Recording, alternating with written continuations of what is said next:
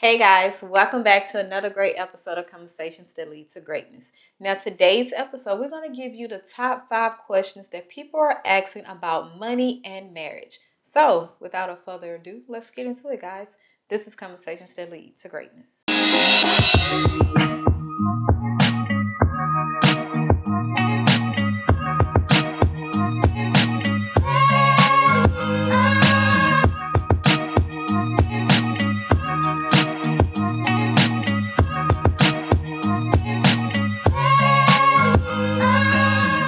My name is Akisha Smith. And I'm Lester Smith. And welcome back to our podcast where we educate, motivate, and inspire you to break free of your limiting mindsets in marriage, faith, and finance that hinders your ability to create the life you desire. Now, today, guys, we're going to do the top 5 questions that we have combed the internet that everyone is asking about marriage and money. Okay? So, whether you are engaged, whether you are already married or you're newlyweds, this question might have came across in your discussion, right? But before we get into it, guys, if you have not, subscribe. What are you waiting on? Subscribe and join the family of like-minded individuals that is happening to their greatness. And subscribe because we're doing a series. This is part of a series called Kingdom Finance, okay? Where we deal with your marriage and finance. So we know that it's a number one issue. So subscribe and watch that series, okay? Now, you ready? Question number 1. How do we combine our finance? How do we combine our finance? Yes. Now, let me say this, guys, to the fullest extent of what I'm about to tell you. This is what works in our marriage. Yes. Okay? Choose to add it or subtract what we tell you. You understand what I'm saying? Pick what works for you in your marriage. Everybody's marriage is going to be different. We all out here trying to wing it. We all out here, well, let me say we're not trying to. We're all out here winging it and making it work. Making it work. The ones that are making it work are making it work. Yeah. What do you think about that? So the key thing is you got to make it work. Okay. Because I think a lot of times when we give advice, we be like, well, that ain't going to work for me. Look at your spouse and who they are as a person, the character traits, the way they handle money, their mindset, all that. Look at that and then take the advice if it applied to your spouse or applied to you. Yeah. But you have to make it work. You can't be looking for a reason not to make it work and say this marriage thing is not working. You have to find a reason to make it work. Yeah. So, and let me say this as well. You have to, what am I trying to say? If what you're doing is not working, you have to try something somebody else is doing sometime. Well, if what you're doing is not working, try what we're doing. And for a while, if that don't work, then try something else. But try it for a while. Don't just say, I did it for a week and it didn't work, or something of that nature. But anyway, give me the question. All right. How do we combine finances? Meaning, how do we merge accounts? Should we keep it separate? Okay. I'm gonna tell you what we do, and then we can go from there. In the beginning, we didn't combine accounts. We both had separate accounts. She had her account, I had my account. But as the years have went on, now we have accounts together, and then we also have accounts separately. Me personally, I don't want to. What am I trying to say? Have everything in a joint account, and the reason being because if she go to spending some money on some nonsense, and I see it's gonna cause an argument. And I don't need to be over here worried about what she's spending. She don't need to be worried about what I'm spending. Now, when it comes to big purchases and stuff like that, we come together and say, "Hey, babe, well, we finna do this or we finna do that." But I need her to be able to. If I say, and another thing too, if she's not on any of my accounts, or we're not on each other's accounts, then how can I say, "Hey, babe, the insurance or something need to be paid. Go ahead and take care of that." She got to wait till I get off work to go get some money from the bank, or wait till I give her my debit card or something like that. No, we're not about to be doing that. You know what I mean? So you do need to have some accounts together. I recommend that. But anyway, what you saying? I think when we're talking about merging accounts, it is good for y'all to have your main account where all the bills and everything that deals with family come out of. And then you also have your separate account where that is for your self-care, your play money, right? Your savings. But I think you have to understand that y'all are one. That when you said I do, you're coming together as one. So everything pertaining to you now pertains to that person. So by y'all having two different accounts, it's almost like, well, this is my money, this is your money. You do what you want to do with your money, and then vice versa, right? And then when a bill come in, or when a rainy day come, it's almost like, well, who gonna take care of this bill? Well, if we had money together, you know what I'm saying, in the account where we're taking everything, like it's no longer this is mine and this is your bill. It is our bill, right? It doesn't matter if the female might take care of the. We ain't got to that part yet. Oh. Sorry. Stick to the script. that question is coming up. That's why I said we ain't got to that part yet. Anywho, together, have a joint account, and then have it separate. Yeah. All right, question number 2. Or let me say this: or you can put your money all in one account. It's up to you, whatever you want to do. Or y'all can have separate accounts. What? But that deals with trust. Yeah. You have to trust each other, and you have to be financially responsible. I think that's when trouble comes, when you have a person, especially you have a petty person or an immature person in a marriage, feel like if I'm mad and I'm going to go do something just to make the other person mad. Like, you got to have a level of trust there, and you have to be on one accord when it comes to your finance, your goal, your vision. One accord. Yeah. Okay? And that level of trust didn't come with us probably by about 7 years. Yeah, you didn't trust me. No, I did. Why? Not with my money. Why? Not with my money. Why? Let's get pause these questions. The Bible says where your treasure is, that's where your heart is. I never trusted a woman wholeheartedly with my money before. But I was your wife. I wasn't a woman. I understand that. I understand that. I've been married before. This is my second marriage. That's I didn't trust her with the money. But But I'm saying, I mean? But you have to give me, like, why? Did I give you a reason not to? You never necessarily gave. Let me say this. I remember you making some statements, like your mama always told you to have a separate account and stuff like that. So I'm like, if she told you that, then that means you're gonna be over here hiding money anyway. So why I'm gonna be trusting you with all my money, and you over here hiding money? You gonna be like Shawnee O'Neal taking money out of the account and putting it over in your account, like, remember when she did that? And she was scared he was gonna leave with this and that. And he loved her. He loved her because she was stealing. No, it was not. She loved him. Huh? She loved him. Yeah, well, right. But anyhow, after she got enough of the money, huh? Why not? You know how many kids she had and how much hell she had to deal with? You gonna pay. Praise God. You gonna take care of them kids regardless. Yeah, well, anyway, what you got, man? Question 2. Question number 2. Who handles the money? Okay, who pays the bill, track the budget, who make the financial decisions? Well, I told you was going off into uncharted territory. It was the next question up. But anyway, who? Say it again. Who handles the money? Who pay the bills, track budget, make financial decisions? That's for both of y'all to do. That's for both of y'all to do. I remember a while back, my wife, she said, I'm gonna change the light company. Oh my God! Yeah, she said, I'm gonna change the light company. Now, mind you, we've been with Reliant Energy. I've been with Reliant Energy all my life, ever since I was a young buck. You know what I'm saying? And I got my first apartment. And she said, I'm gonna change the light company because it's gonna save a few bucks a month. It wasn't much. It wasn't much different. I was paying that bill, so it was a lot to me. Yeah, she was paying that bill. So she changed her light company, and guess what? I forgot to pay the bill one month. And guess what? They popped the lights off. Now with Reliant Energy, you forget to pay the bill. They'll send you a pink bill. I've seen you a couple of notices before they just popped the lights off. That particular company, they just popped the lights off. So we come home one day, we just in the dark. I'm like, that's when I used to go to the store like Kroger's, Fiesta, and all those HEB and all those different stores to pay the bills in the actual store. That's when we used to do it like that. So I had the lights was off. I had to take that bill, go to the store, pay the bill. You know what I'm saying, and then wait for them to pop the lights back on. I think it was the next day or something of that nature. But I'm like, no, we're not gonna be doing it because I'm one of those people that I'll forget to pay the bill. I'll forget to pay it sometime, and then I need the lights to still be on. When I forget to pay the bill, then you remind me, hey, you forgot to pay the bill, and I pay the bill. That's why now what we do, I let her handle all the utility bills. Just let her handle all of them. I'm not good with that. I'll admit that. You know what I mean? I'll forget. My mind be going 100 miles an hour. Like, man, did I pay that bill? and this and that. But if I got her on it, then she could just pay it. What you got? I would say you have to look at each other's strong suits, right? Strong points, Strong. strong suits, strong points. Don't do that on this The suits, episode. the suits is we're playing spades.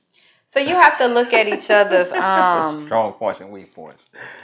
yeah, strength and weaknesses when Yeah. it comes to dealing with money or handling money. Yeah. Because I know he have a lot on his plate and a lot of things slip his mind. And I know I am free and I am on point with writing, doing the bills and writing them out and all that stuff. That was something that was my strength. That was his weakness. So I, navigated that area of bills. But when it came to the big money, for as the big bills like the mortgage, insurance, car notes, and all that stuff, he will take care of that, right? Because he always have that on auto pay, so he will take care of that. So I would say when we talk about who handled the money, listen, it's both of y'all coming together as one. But if one person don't like budgeting, don't like going over bills and they neglectful and all that stuff, you just have to pick up the slack. There's no gender role in this question. Yeah. Whoever is strong and whoever wants to do it, can do it, know how to do it, that's who do it. I think a lot of times we make marriage complicated, thinking it got to be a gender or this or that. No, whoever is good at this job, you would pick. That would be your job for the marriage. Yeah. Okay. Now let me say this too. I recommend auto pay on all the bills. Really, to be honest with you. So that way I won't be arguing with her about she didn't pay the bill. She can't be arguing with me about I didn't pay the bill. But I will tell you this: you have to have a strong bank account to take care of that. Because when the bills are steadily coming out, and also too, what if they mess around and draft two times? That happened to me. Yeah, that happened to me as well. So if they draft two times, you got to be able to call and say, hey, you got to have a strong bank account so that way they won't overdraft your account. You see what I'm saying? So you call and say, hey man, you draw it two times, and they'll just send it right back. They'll send it right back. That it don't happen a lot, but it does happen. Yeah. So that's why you got to watch your accounts as well. Go ahead. All right. Question number 3: how do we split expenses when income is different? Okay. Meaning, I'm guessing meaning when one makes more money than the next. Significantly. Let me say a lot of money than the next. I know the way that question is structured. I can just tell just about who asked that question. Who asked that question? They talking about 50-50. That's what they're talking about. I don't want to get on this 50-50 Yeah, talk. they talking about 50-50. There's no 50-50 in marriage. There's no 50-50. Now let me say this. I want you to understand this to the fullest extent of what I'm about to tell you. Our marriage, as far as finance is concerned, has never been 50-50. I've almost pretty much took care of everything throughout our marriage. Now you have to be a strong man with a strong back to be able to take care of everything. And it's not a lot of there's not a lot of men out here. There's a lot of little boys. Now, I'm not calling you a little boy. There's a lot of little boys out here, and they feel like that I'm not taking care of everything, and you gonna come half on everything and this and that. Come on, man. Come on. We got to grow up. I'm 44 years old. And I don't know where I got that from to want to be able to take care of my wife. I think I got that out the Bible. I really do. I think I got that out the Bible. And it's in there. It's in there. A man should take care of his wife and his kids. You know what I mean? So stop with that 50-50 crap. I've always pretty much, like I say, took care of everything, and she'll come and add the icing on top. And I love it that way. And I'm gonna keep continuously doing it that way until the day we die. Until I leave here, because I want to leave first. I don't want her to leave with me. What you got? Pause. Yeah, talk to me. How come you can call them little boys, but in previous episodes, like last year, I think it was, I said that you got in, you went in, you can't be calling out boys, you can't be doing. How come? Is it because you can and I can't? Yeah, I'm a man. But it's the same thing. You acting like a little boy. You call it there from a woman's standpoint. You can't do that. I can do that. Just like I can't say certain things about women. But yet they do. You do. No, I don't. That's uncharted territory. I let you handle that. When you be going in on women on the episode sometimes, I let you handle that. Go ahead because I go in. You don't go in on me. No, hold on. But if I go in on them, it's gonna seem misogynistic and all that kind of stuff. No. But you know what I realized? What? We got to call a spade a spade. No. You know what I realized when it comes to women, men control what we do in a sense. Let's say about dressing. You know, if y'all would say, "Hey, I want my woman to be modest. I want her to be clothed and kept and all this stuff," and you start giving that attention to that, guess what she gonna do? She gonna follow suit. You think so? I know for sure. Yeah. But because everything is glorified as half naked and BBLs and all this stuff, and y'all turning your eye to that, that's what women chase. I always say men set the tone. Okay. Even in the Bible. Okay. Adam. Yeah. Set the tone. So let me ask you a question. When you bought them up the butt tights, you know what I'm saying? Yeah. You've always been modest. What happened to you then when you just wanted to just be out there? I didn't think it was gonna look like that. I promise. Listen, this is what I thought. I thought that they would open their booty cheeks and pull the little scrunch part up their butt to make it look like that. Yeah. I did not think that the tights would actually look like that imprint of your butt. Yeah. Now, hence why you see I wear. If I do wear hair, I cover up. Guys, she bought them tights. Guess what I did? I cut them up. I cut them up and gave all money back. I said, you're not wearing that. I did not know that. Hey, and you have to be a strong man to do stuff like that, though. You're gonna cause an argument. Don't go and do what I did. You know what I'm saying? And get beat up. You know what I mean? But I cut them up and told her, hey, here go your money back. You know, you're gonna buy some more tights with this money. And she got mad at me. You know, like I was trying to control what she wearing and all that. But she thought about it. She's like, I can't be at the gym showing all my goods to some men that's not even my husband. Yeah. Yeah. So. And even in that, when I wore it, I was uncomfortable. Yeah. Like it was just like not right. Yeah. But I really didn't. When I bought them, I really did not think it would look like that. I really thought they opened their booty cheeks and put the little thing up their butt. Yeah. Like, cause this is what women do. It looks so. And let me say this: my wife always been modest. So when she brought them home and she wore them. I think the first time. And I didn't even see her when she left the house. But when I looked at her, I'm like, no, we're not doing that. Or when she took them things out, it was cut up. It was cut up. Yeah, it was cut up. We'll cut them on up. Go ahead. What's the next? What are we talking about? Handling money. We did split. We did number 3. What's number 4? Did we do that? What's that? We didn't do number. We didn't finish talking about What's that? Us how we split expense when it comes to income differentiation. Okay, well, that was the 50-50 thing I was just talking about. I don't want to talk about that. Huh? So I don't want to talk from that standpoint. Yeah. When we're talking about splitting expense, that's why we always say have a joint bank account and be committed. Come together, agree to how much of your money is going to go into this account, right? So you say, for instance, let's use us for example. You make way more money than me, right? So it was only fair that you would put in more money than I would because of how much we make, right? Let's say you put in $8,000 a month, because you made over 6 figures. And let's say I will put in $3,000 a month. Whatever that is, that if that's enough to cover our bills, then so it be. It doesn't matter about splitting 50-50 or like who got to put in the same amount. That's not fair that if a woman make less than you, right, and she got to put in the same amount as you when she taking care of the kids, when she taking care of the house, when she doing all this extra stuff, and all you doing is going to work, coming home. So, you know what I'm saying? That's why I say I don't do that. I don't understand the 50-50 thing because it would never be 50-50 in a marriage. Yeah. It will always be 80-20 or sometimes the only way it could be 50-50 is both of y'all make the exact same amount of money. It still won't be 50-50. It can be 50-50 if they make the exact same amount. Listen to what I'm saying. Yeah. We're talking about the money part, right? But what about the marriage as period? So if we're making the same amount. We're talking about finances right now, Keisha. Well, I'm just saying. we talk about finance. The only way it could be 50-50 if y'all make the exact same amount, and then y'all can. But I have heard marriages where the man take care of the mortgage, and all the big stuff, and the woman take care of the utilities, groceries and utilities, something of that nature. Yeah, I have heard that as well. You got to do what works for you. What works for us is I pretty much take care of everything. You know, I don't be, hey, baby, you need to pay this, you need to pay that. I ain't got time for all that. Because if I'm sitting up arguing with her about paying something, I could be spending that time trying to find how to make some more money. You know what I mean? So go ahead. And this is the thing, because when we use us for example, we have businesses where we have together. Yeah. So that money comes into the account. Both of us attribute to that, right? So like with Airbnb, that's, even though I handle that part and he handled Toro, that money goes into the same account as both of us, right? So if you have businesses, like y'all, a couple y'all have businesses together, that is both of y'all contributing to that. Yeah. It ain't just one person, okay? Yeah. So that's why I was like, it would never be equal. All right, 4. Yeah. What debts or financial baggage are we bringing into this marriage? Yeah.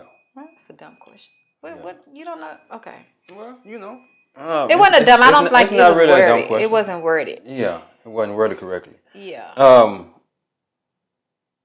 It's a known fact that somebody is gonna bring in more debt than the other one. If y'all in started life. Now, if y'all haven't started life and y'all just get married fresh out of high school, don't nobody really have no debt. But for the most part, somebody gonna bring in, whether it be some student loans, or one person may have student loans, the other person don't have no student loans. Well, when y'all get married, them student loans is y'all student loans. Y'all got to pay that down. You know what I mean?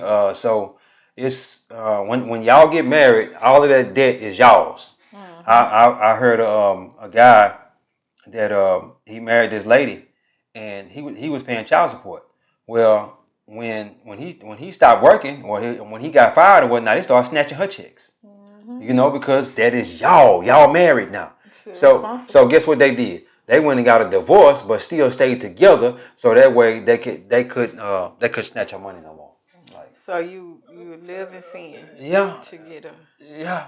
Instead of asking the Lord to bless you with an idea. Until him going to get another job. Go find another job, bro. That as well. I don't know. That was the craziest thing to me. I didn't hear something. Go hustle. You don't even have to have a job. Go hustle. Just make your payment. Yeah. But hey, to each his own. Yeah. When we're talking, okay, how do you tackle it together? Because I think Dave Ramsey is very good, the Peace University, when we go talking about debt, getting out of debt, like debt freedom. Because he tell you about the debt snowball and how to, tackle the small thing, the smallest debt first to get that small wins. And then once you pay off that small debt, take that same money, apply it to the next debt, right? So you keep stacking it on top of that. I think Dave Ramsey is real good when we're talking about getting out of debt. Right. So how you tackle it together? First of all, you have to know what's your starting point. You have to know your debts, whether it's credit cards, student loans, car payments, whatever you have accumulated. Y'all come and have a conversation. Hey, this is how much debt I owe. Hey, babe, this is how much I owe. Now, the thing is, you still going to make the minimum payments on every debt, on every bill. You still make the minimum payments. But then you're going to look at whoever has the smallest amount, right? You're going to start paying those down first. So if... The smallest debt. The smallest debt. So if you have a credit card that's $300, one that's $700, one that's $1,000, you're going to pay the one that's $300 out first. Yes. And then move to the $700, then move to the $1,000. Right. Yeah. Now, the thing is this, when you pay that thing off, that credit card off, put it up. Yeah. Put it up. Because there's no point of, if you're not going to put it up, or if you're not going to stay consistent in getting out of debt, there's no point in you doing it, right? So once you pay that card off, do not close the account out. Just put it up. Like I heard some people say, they put it in a thing of ice, a water, and freeze it. Yeah. Do what you got to do. Because it make you think about it before you go and get that card out of there. Yeah, and then you got to wait because it got to defrost. Just saying. Yeah, but put that card sitting there running water on it and stuff. Exactly. Put that card up and then go to the next. Keep doing that, tackling small steps. Once you get those small wins under your belt, you're gonna feel like, man, I can do this. It's like your head is now above ground. You can breathe now. Above water. If it's above ground, then you in the grave. I'm gonna get it together one day. I'm just gonna come up with my own. Those are my own sayings. I'm different. I hope we're coming back from the dead, man. I'm different, so I say my own sayings. You say above ground. Above water. Above water. Yeah. Okay. You can now. You can breathe. You can see the finish line, right? Yeah. But you have to be committed, especially when we're talking about answering these questions. The biggest thing I can tell you, man, you have to be on one accord. You have to be committed. Yeah. To the vision, committed to y'all sitting down, and once y'all wrote that vision out, you're committed to it. like the decisions that you make in your marriage is two-part. It's two y'all coming together. No one person should be able to make that one decision, make a decision by themselves, and then just think you're gonna back it. No, I don't care if you the breadwinner. I don't care if you the most, I guess, responsible one. Whatever, you still have to include your partner in this talk, especially when we're talking about money. And also, I don't know why I feel the need to say this, but you don't start paying on somebody else's debt until y'all get married. So what? If y'all fiancés, and this and that, y'all about to get married, don't start paying on her debt or start paying on his debt until y'all get married. Because they can either just leave, and then once y'all get married, then y'all start paying debt down together. Yeah. You think people do that? Yeah. I heard people calling. Probably older people. No, young people. I heard people calling in Dave Ramsey all the time talking about, should I start paying down on her debt now? No, because they trying to get out of debt before they get married. Oh, okay. Yeah, he's like, I got about $50,000 saved up, and she don't really have no money saved up. Should I take my $50,000 and pay off her debt? No, sir. No, sir. No, we're not gonna do that. Because she can just, she can get that 50 and pay on her debt and then burn off. And then what? Then what you got? You out of there. Yeah, so your whole savings gone. Yeah, your whole little old savings gone. You in the corner crying. Yeah, like, man, why did I do that? Now she could easily get a divorce from you after y'all get married, and you done paid her debts down. But it's more likely that she's not gonna do that. Yeah. Anyway, why gotta be? She can be he too. He too, whatever. Yeah, y'all pay that down after y'all get married. But go ahead. After you say I do. The last question: what are some financial goals, long term and short term, like emergency fund, buying a house, retirement, education? Like, how important is that? Yeah. When we talking about the short term and long term goals of a marriage. Number one, you should have 3 to 6 months of emergency fund saved up. 3 to 6 months. Anything can happen between either one of y'all. One of y'all can lose a job or anything. One of y'all can get hurt. You can just be walking out there in your yard and break a leg or something, and you got to be out work. And a lot of the stuff that happened to you at home, the job is not going to pay for it. They're not going to pay for you to be off. You know what I'm saying? So you need to have 3 to 6 months of expenses saved up. So you need to try to get that saved up as soon as possible. And then what was the buying a house, retirement? Buying a house. When we first got married, I had a house. But it wasn't paid off. So what I started doing is immediately throwing everything at that debt to get it paid off. And we paid the house off in 2012, because we moved in here 2013. So 2012 we had it paid off. So we got married in 2010, and in 2012, within 2 years of throwing all the money at that house, we got it paid off, and was able to save some money for the new house. So as I look back at that, I'm like, dang, I went crazy though. I went crazy. She thought I was crazy. But this is the thing. When you say you went crazy and how we were able to do that, it was because we lived below our means. Like, even though we wanted to pop out, even though we could, even though we had like dreams and man, we could do this and this, it's like we had a bigger vision. We had a sacrifice that was worth it, right? So we understood the vision and the goal of what we was aiming at. So I think when we talking about like doing to the extreme like us, you have to understand that it's going to require some sacrifice. You're going to have to deny yourself. You're going to have to, say no to some things and be okay with it, because it's just temporarily. And let me say this, Dave Ramsey recommended that we just don't do nothing. We didn't just do nothing. We just didn't do what most people was doing. If we went out, we would go. I was DJing at a club, so our outing was going to the club, and I was making money while I was at the club. You know what I mean? And I was at the bar. She was at the bar making money. Serving drinks and stuff like that. So that was our outing. On Saturday nights or whatnot. And then sometime when we did go out, we didn't go out like everybody else did. Everybody else was going out every weekend. We might go out once a month. They Ramsey say don't go out at all. But we weren't doing it that way. We wanted to have a little leeway. And he said don't go on vacation either. We still went on vacation. We just did. We just would do one vacation a year or something of that nature. Anyway, and it will still be budget. Like we just didn't go out and splurge. So when we're talking about like, what was this question about the emergency fund and buying a house and all this stuff?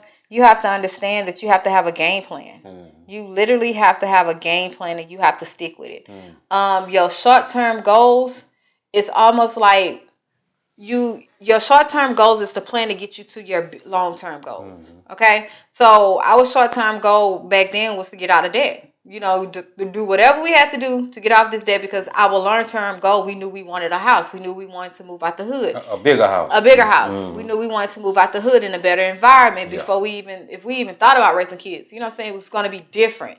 So because we knew our short-term goal, what that goal was, it was easy to sacrifice. It didn't, to me, it wasn't easy, but I had to remind myself, like, okay, Keisha, look, this man at work 7 days a week, I ain't seen him, we barely seen each other, but it's for a greater good. You have to remind yourself with your long-term goal in view.